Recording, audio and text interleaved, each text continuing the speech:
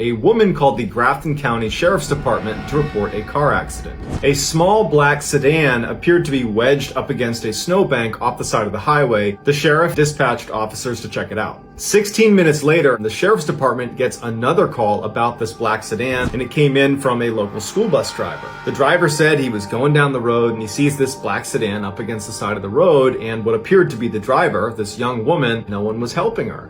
So the school bus driver pulls over and walks up to her. She says her name is Maura Murray. She seemed totally fine, but was adamant that he did not call the police. He kind of sized her up as seeming like she was okay, and so he left thinking she was going to be just fine, but only a couple of minutes after leaving the scene, he felt like, you know what, I gotta call the police because something just seemed off. The sheriff tells him that they had already gotten a call about 20 minutes earlier and that officers would be there any minute. 3 minutes later, the officer who was originally dispatched shows up and radios in and says, the black sedan is here, but there's no girl, there's no driver. Police do an initial search of the area. They can't find Maura. There's no sign of where she would have gone. There's no sign of a struggle. They get in touch with Maura's family. They can't get in touch with Maura, and so it's like she just kind of vanished. And so that night, they labeled Maura officially a missing person. The day before Maura went missing, she was with her father. They went out to eat, and he would say to police that she seemed totally normal. The next morning when she gets up, this is the day she goes missing, she finds out that all of her classes that day have been canceled because of a snowstorm. She gets up, goes over to her computer, and emails all of her professors as well as her work supervisor and tells them that there's been a death in her family and she needs to take the next week off.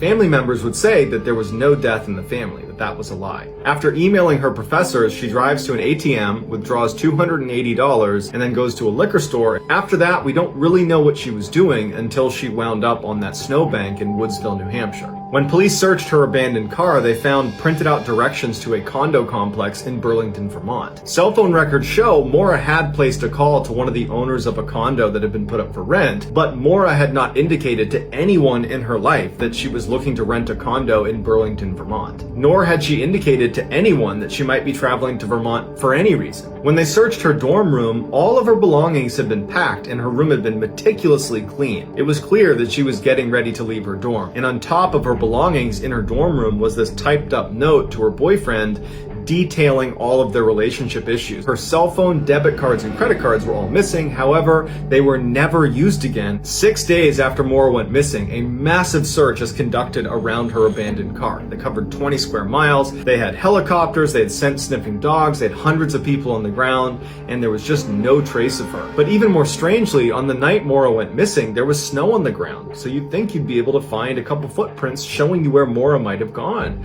But there was none. And the scent sniffing dogs could only track her scent about 100 feet away from the car before they lost the scent. It was like she vanished into thin air. So something happened to Maura Murray between 7:46 p.m. when the bus driver left the scene and called the police. He said she was there, he saw her, and 7:49 p.m. when the officer who was dispatched arrived on scene and Maura's not there. She went somewhere, we just don't know where or why or with who. And unfortunately, to this day, this case remains unsolved. Here is the final picture of Maura Murray. This is her withdrawing $280 at that ATM shortly before she hopped back in her car, drove up to Woodsville, New Hampshire, crashed on the side of the road, and then disappeared. Just know that I really appreciate your support, and until next time, guys, that's gonna do it. See ya.